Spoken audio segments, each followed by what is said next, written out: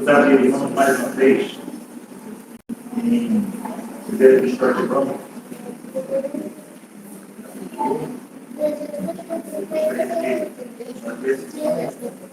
Versículo 3.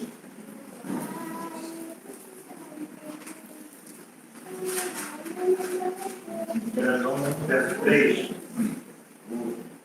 Final do versículo 5. E a nossa comunhão é do Pai com seu Filho Jesus Cristo. Só isso que eu cruz. Irmãos, esse trecho aqui, ele fala de algo que é, digamos assim, um dos objetivos máximos da vida do cristão. É essa comunhão que nós temos com o Pai, com o Filho Jesus Cristo. Esse é um tema, na realidade, um tema que domina, tem dominado, que dominou e que domina a igreja ao longo da história. Na verdade, a história da igreja ela pode ser resumidamente descrita dessa forma. Como os cristãos conseguem obter essa comunhão e conseguem manter essa comunhão, essa relação íntima com Deus, essa relação pessoal com Deus. O apóstolo Paulo fala isso de diversas formas. Por exemplo, ele diz que o Espírito de Deus testifica com o nosso Espírito que nós somos seus filhos. E por causa disso nós podemos com temor, reverência e ao mesmo tempo ousadia chamar Deus de Abba, Papai. Essa intimidade nossa que trata esse versículo. Né? Mas esse assunto, irmão, ele precisa ser examinado com muita cautela. Por que isso?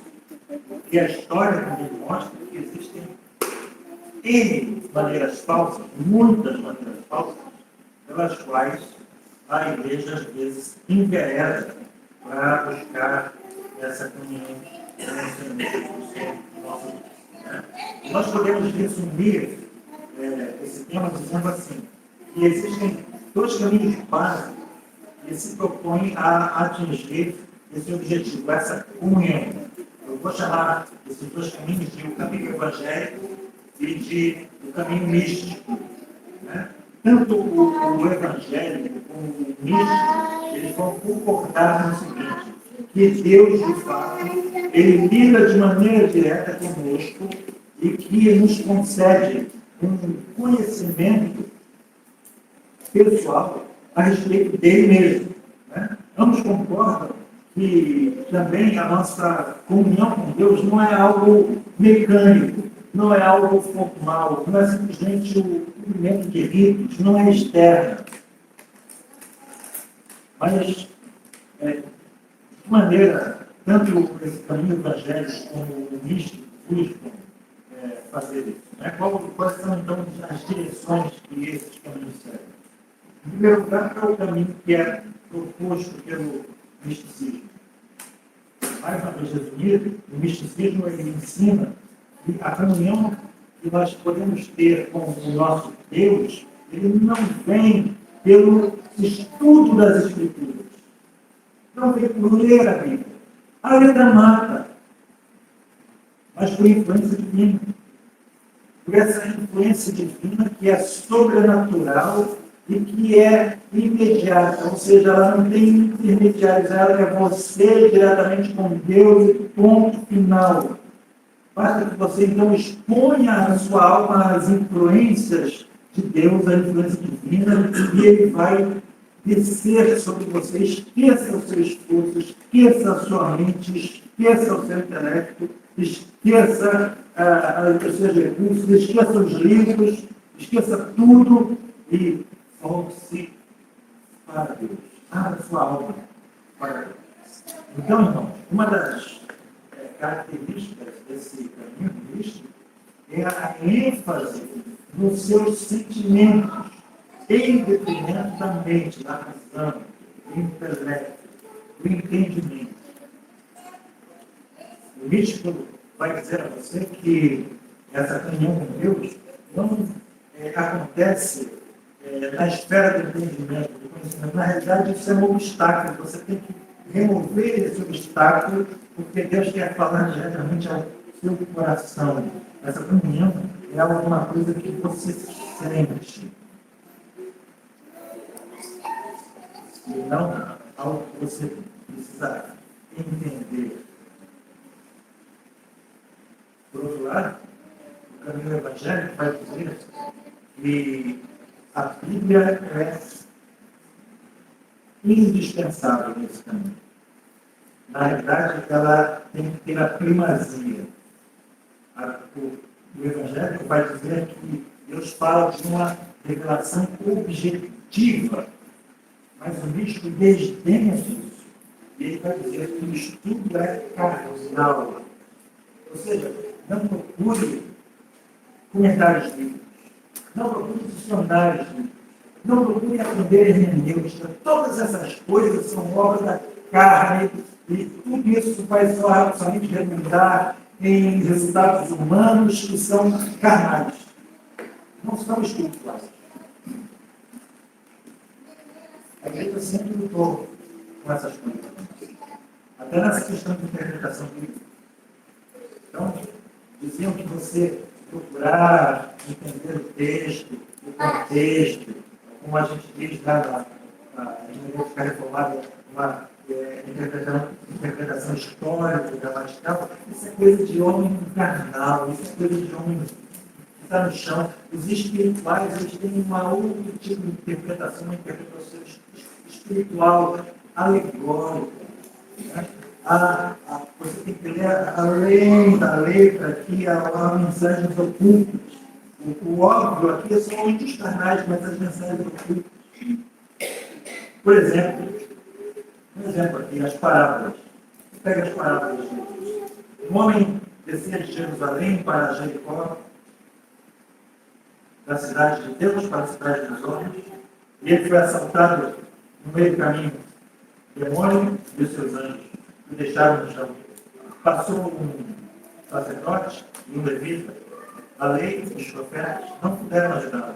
Passou um samaritano, Jesus, e montou ele no seu burrinho, o Espírito Santo, que o levou à estalagem, à igreja, e deixou lá 2 denários na estalagem dele, o Antigo e o Novo Testamento. Bonito, né? Bonito. E as pessoas se encantam com esse tipo de coisa, mas é falso. Jesus não está querendo fazer nada disso. Não é o objetivo dele. Mas eles continuam dizendo: submeta o seu espírito ao Espírito Santo. Aí é a única coisa que você precisa fazer. De alguma forma, ele vai vir e descer sobre você e você vai sentir pelas suas percepções, pelas suas emoções, é o arrepio, é o coração batendo mais rápido, é a emoção aflorando, é o choro. Nesse caminho, a gente pode também discutir os místicos, tem 2 tipos principais. Né? Primeiro tem esse místico que vai enfatizar essas reações íntimas, esses sentimentos íntimos. Você precisa realmente sentir que Deus está aí agindo em você. Você vai se enfiar, você vai chorar, você vai ter esse tipo de sensação. Segundo, a gente pode dizer, talvez uma mescla dos dois, mas a gente pode dizer, é aquele místico que vai enfatizar os fenômenos sobrenaturais. É um místico que vai ficar eufórico, buscando visões, revelações, experiências fenomenais, espirituais, sobrenaturais. É o tipo de místico que fica eufórico quando ele sabe de algum relato que no Monte Tal, quando as pessoas olham, começam a descer luzinhas de fogo sobre as pessoas, e o campo fica todo iluminado por aqueles pontinhos de fogo. É o místico que fica eufórico quando diz que tem gente que está orando e começa a ficar com situações que se transformam em pentes de ouro. É o místico que gosta de trânsito. Dizer que o Espírito Santo cai sobre ele de tal forma que ele não consegue se controlar. É aquele que gosta de visões de anjos, de arrebatamentos aos céus, de experiências de pessoas que dizem que foram arrebatadas ao céu e ao inferno, que gostam de sentir o poder de Deus sobre a igreja. E quando vemos sobre o misticismo na história, nós aprendemos uma coisa importante e interessante. E tem a ver agora com a nossa parte também. Esse misticismo, ele quase sempre surge como uma forma de reação contra o formalismo excessivo, contra uma frieza que às vezes a igreja pode cair. Isso tanto na igreja católica quanto dentro do protestantismo. Né? A gente vê também que o misticismo ele surge na história como uma reação ao racionalismo, que é a tendência de intelectualizar mais a fé cristã. Tornar a fé cristã meramente uma questão de filosofia.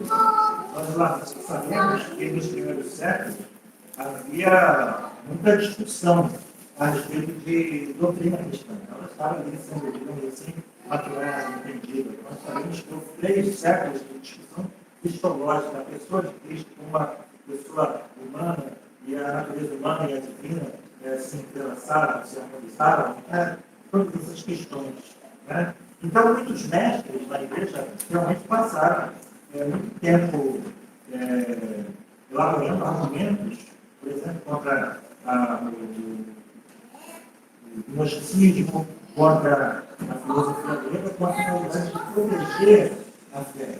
Mas o perigo disso tudo é que o Evangelho seja transformado num mero sistema intelectual. E foi nessa altura que surgiram os primeiros místicos cristãos. Né?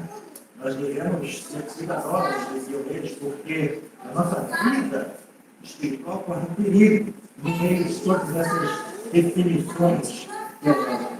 No meio dessas definições teológicas, nós corremos o perigo de perder a nossa vida espiritual.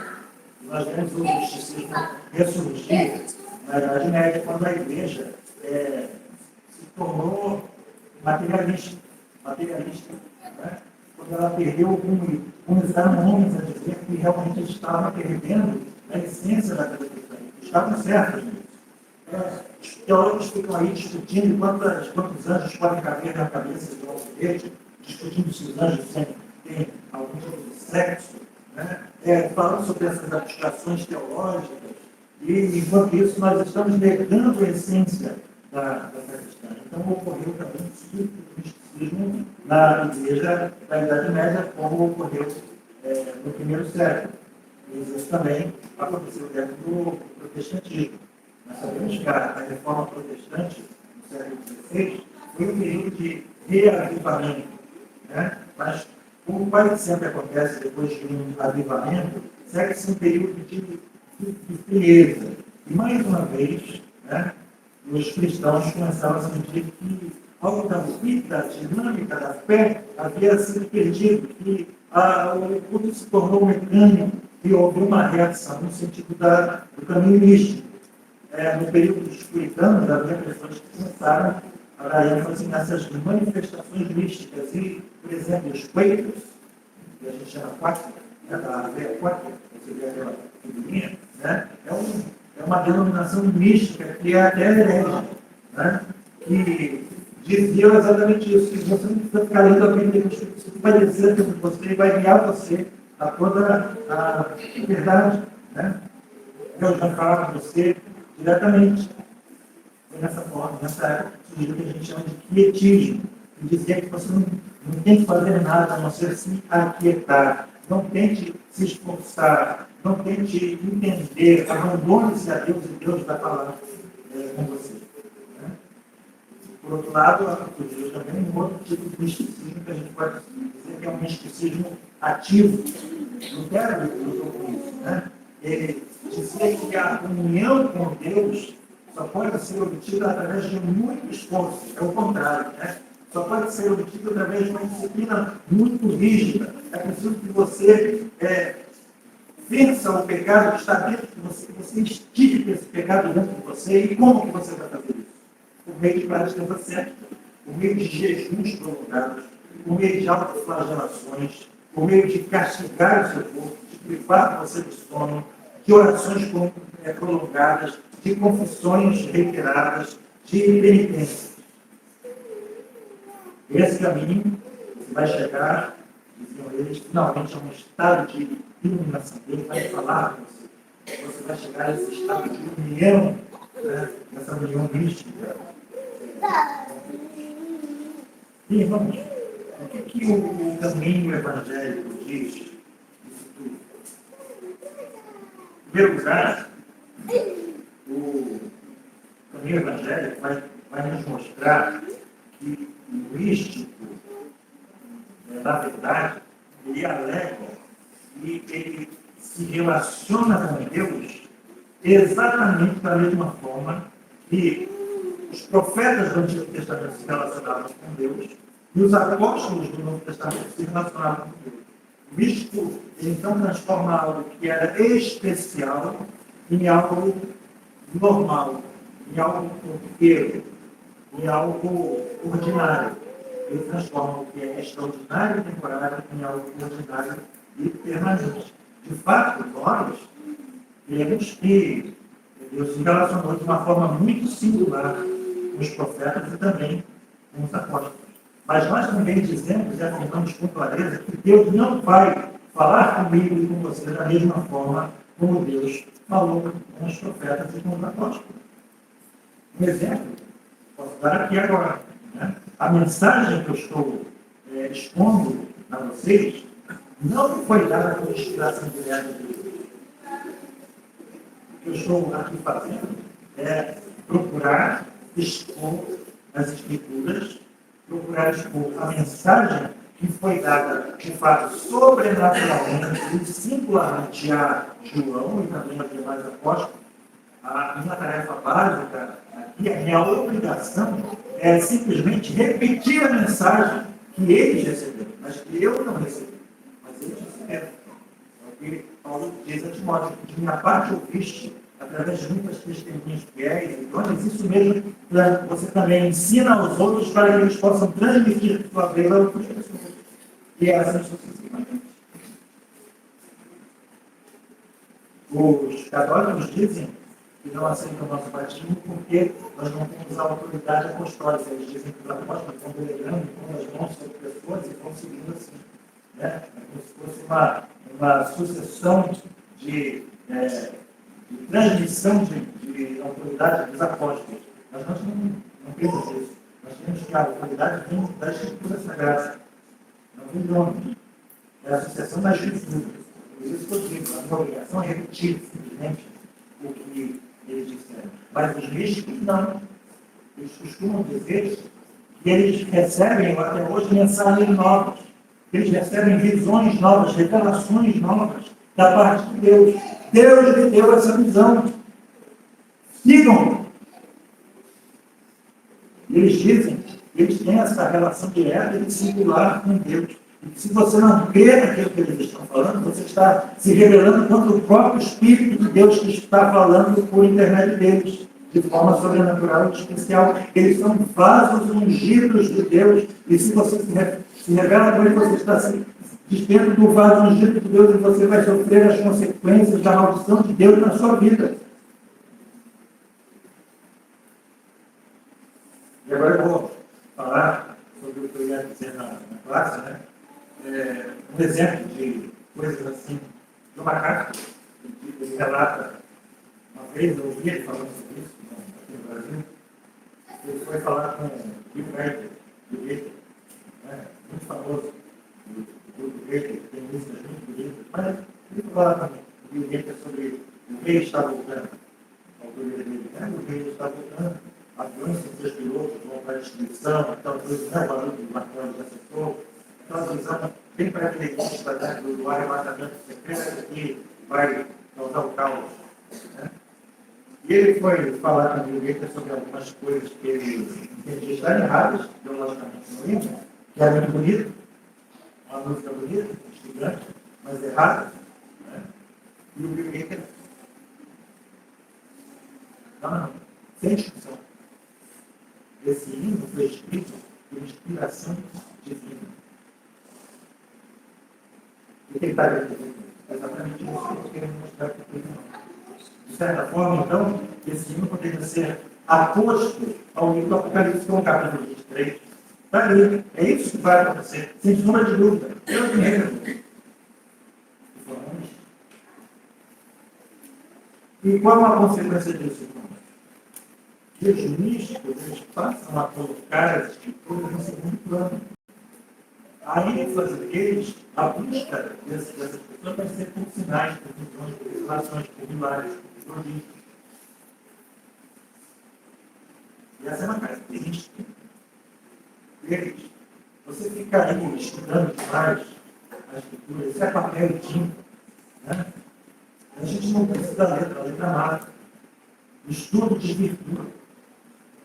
Durante muito tempo, algumas denominações pentecostais foram contra o estudo em seminários. Então, eles recebem a revelação como algo que vem diretamente de Deus e depreciam o valor do estudo sistemático das escrituras sagradas.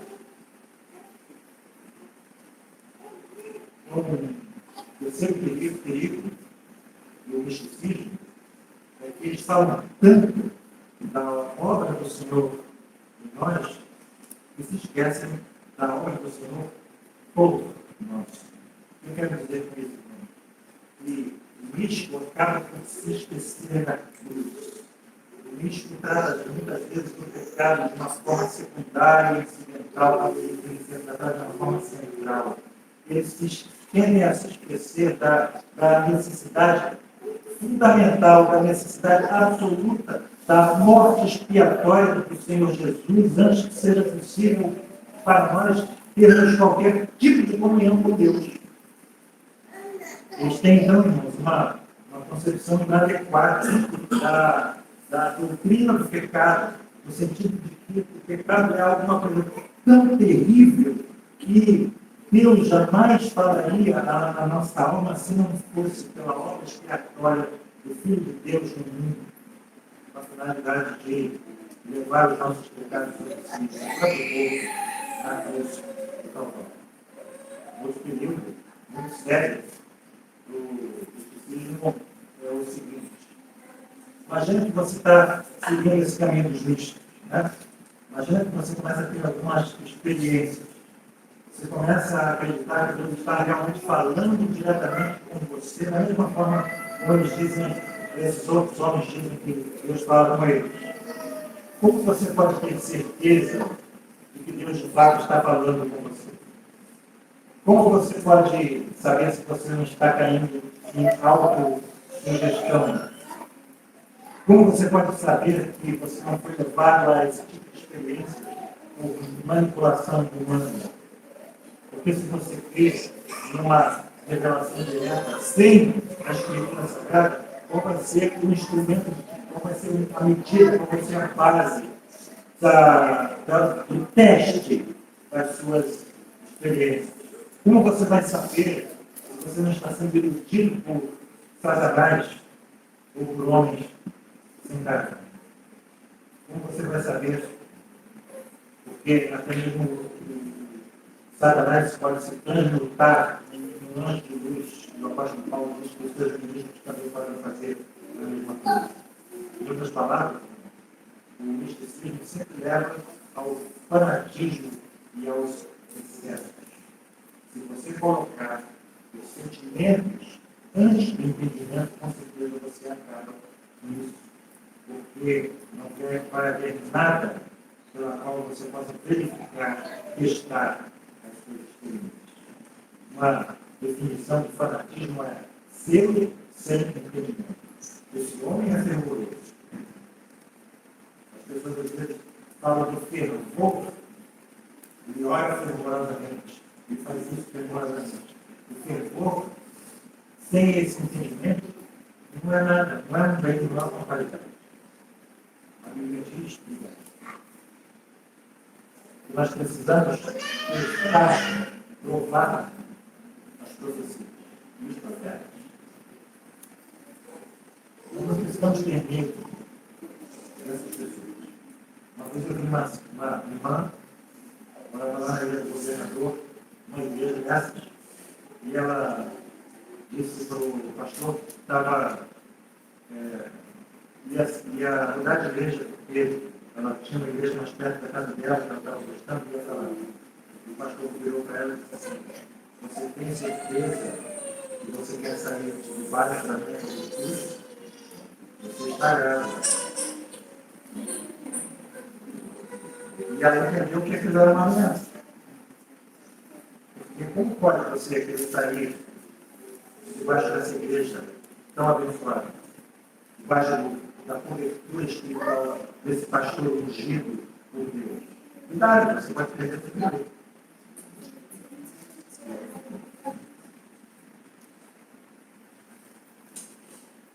Usando uma escritura como parâmetro, você vai ser como um menino, levado por fortuna de um lado para o outro. Finalmente, irmãos, para terminar, qual é o caminho evangélico? Qual o caminho que nos leva a essa real comunhão com Deus? Repare, parafraseando Paulo, não sejam meninos, sejam adultos. Esse caminho, ele está aqui, diante dos nossos olhos. Está no prólogo da primeira escritura de João. Né? E ele sempre começa com a escritura sagrada. Esse caminho vai sempre declarar que as escrituras sagradas são a única fonte, a única autoridade e o nosso critério final em todas essas questões. Ela é a luz que vai guiar você nesse caminho. A doutrina evangélica nos diz que só que Deus só pode ser conhecido à sua própria maneira. Ele se revela de uma maneira e essa maneira é revelada na Escritura Sagrada. E essa maneira começa com a obra de Cristo por nós. Ou seja, não existe nenhuma comunhão real sem Ele. Ele disse, ninguém vem ao Pai a não ser por mim. É interessante isso, que ele diz, vem e não vai. Né? Porque ele diz, eu estou aqui perto dele.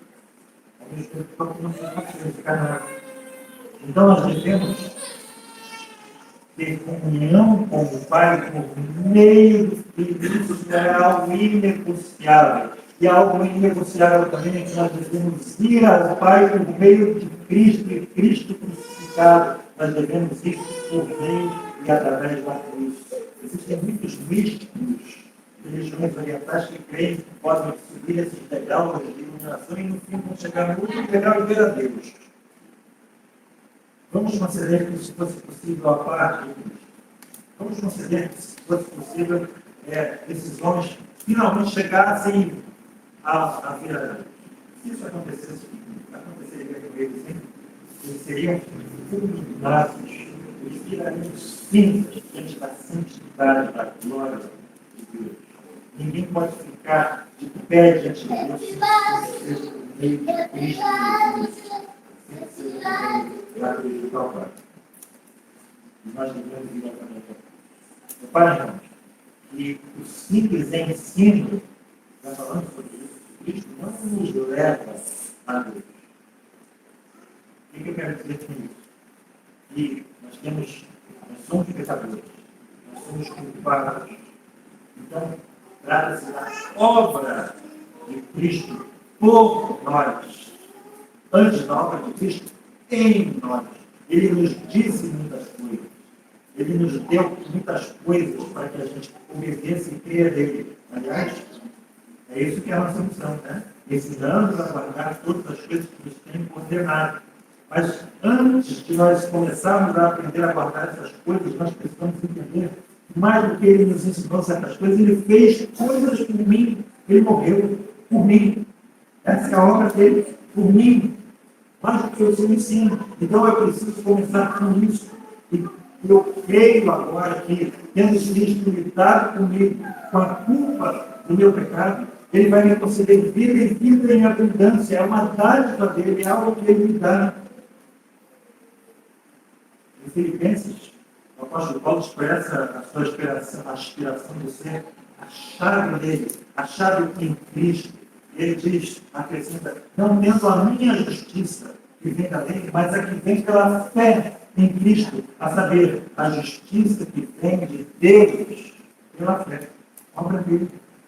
E Jesus também expressa isso perfeitamente, no Sermão do Monte. Ele disse, bem-aventurados os que têm fome e sede de experiências espirituais, de visões e revelações, de choros e arrepios, de cair pelo poder do Espírito, de ter visões de bolinhas de fogo caindo no monte. Não, ele diz, bem-aventurados que vão ser de justiça. Esses são bem-aventurados, esses que obtêm a bênção. Eles serão satisfeitos, eles terão essa satisfação, eles terão essa experiência de real comunhão com o Pai e seu Filho Jesus. Porque essa comunhão, esse caminho é o caminho que ele concede a todos aqueles que realmente o buscam da forma ensinada por ele. Esse é o tema, então, inteiro da epístola, dessa primeira epístola de João. A forma de obter essa comunhão é ler essa palavra. Não é pegar um versículo ao acaso, né? Então usar esse versículo como uma espécie de horóscopo cristão. Não é pegar um versículo ao acaso e tratar esse versículo como uma espécie de biscoito da sorte do Evangelho. Por isso que é bom ter muito cuidado com aquela caixinha de promessas, né? A Bíblia não se presta a isso. Vou ver o que Deus tem para falar comigo agora. Vocês conhecem a história, né? Conhecem, né? O homem estava experimentando muitos problemas na vida, vou ver o que Deus tem falado. Judas foi e focou-se. Não é isso. Viu? Deixou a Bíblia louca. Vai aqui e faz o mesmo. Aí fechou de novo. Por que te demoras?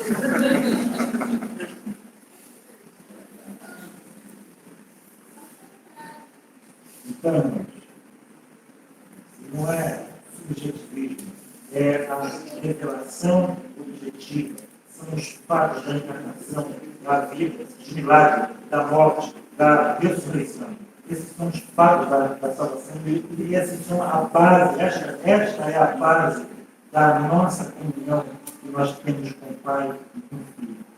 Estas coisas, diz João, estas coisas que eu vi, que eu testemunhei, essas provas, ele que eu toquei, ele que eu senti, ele que eu apalpei, é isso que eu vou transmitir para vocês e transmitir para vocês a sua vida. É isso que eu estou fazendo aqui agora. Então, essa é a forma, esse é o caminho do Evangelho que nós temos com Deus, é apegar-se à revelação que os apóstolos tiveram, a conhecer essa verdade, é aceitá-la, é crer nela, é orar com base nela, é viver com base nela, é empenhar-se para praticar. Bem-aventurados aqueles que têm fome e sede de justiça, porque eles serão fartos, eles serão satisfeitos com a plenitude de Deus, com o conhecimento de Deus, com a comunhão com Deus. E essas são as bênçãos. E nós podemos obter, só ele pode responder. Mais uma vez, Senhor Deus. E as palavras da minha boca, meditadas do coração, possam ser da tua que eu agrado, Senhor Deus.